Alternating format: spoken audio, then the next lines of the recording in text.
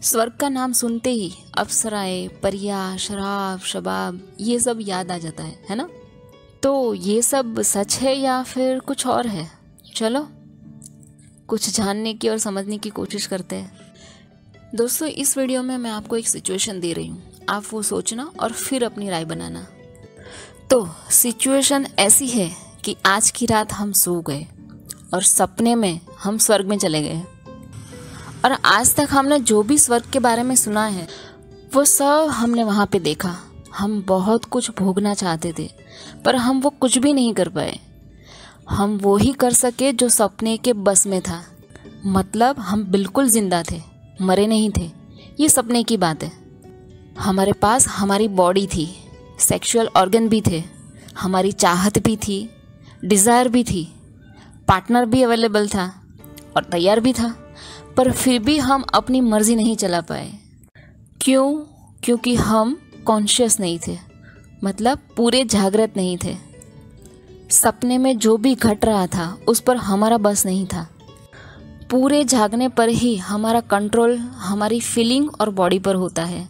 हम अपनी मर्जी से कोई भी एक्ट कर सकते हैं। अब आते हैं मुद्दे की बात पे। जब सपने पर हमारा बस ना चला तो फिर मरने के बाद क्या? तब तो ये बॉडी भी नहीं होती है अपने पास, और ऑर्गन तो बहुत दूर की बात है। दोस्तों, गहरी नींद में हमारे पास अगर कोई ऐसा इंसान आकर बैठ जाए जिसे हम अपनी जान से भी बढ़कर चाहते हैं, जिसके लिए हमने दिन रात दुआएं मांगी हो, तो भी हमें खबर नहीं रहती है, वो खुशी हम जी नहीं पाते हैं।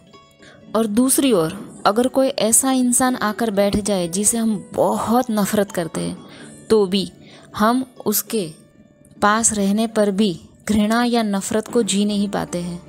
मतलब नींद में हमारे पास बॉडी कॉन्शियस के अलावा सब कुछ होता है, पर फिर भी हम दोनों ही सिचुएशन में पड़े रह जाते हैं। तो ये सारा खेल बॉडी कॉन्शियसनेस का, या फिर दूसरी भाषा में कहूँ तो हमारे पास जब तक बॉडी है हमारी तब तक का है।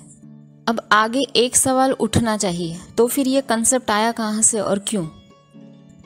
पहले इसका मोटिव अच्छा जीवन जीने के लिए या जीवन में कुछ अच्छा पाने के लिए अच्छे कर्म करना ज़रूरी है, जिसकी कोर में या सेंटर में मानवता को रखा गया था।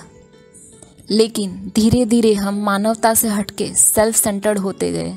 हमें सिर्फ अपना सुख दिखाई देने लगा।